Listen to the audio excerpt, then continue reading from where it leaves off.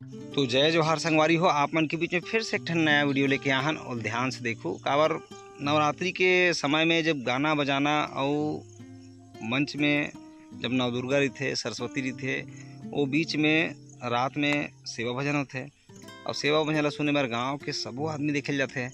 काबर गाँव में बड़े जन तो कलाकार रहे नहीं, छोटे से कलाकार भी थे और छोटे से कलाकार है जब अपन जैसे भी भक्ति भावना से गाना परोसते ना तो सब आदमी अच्छा लगते। वही गाना आप मन के बीच में रखे प्रयास करबो। बिल्कुल हमारे चैनल लाइक सब्सक्राइब शेयर करो। धन्यवाद।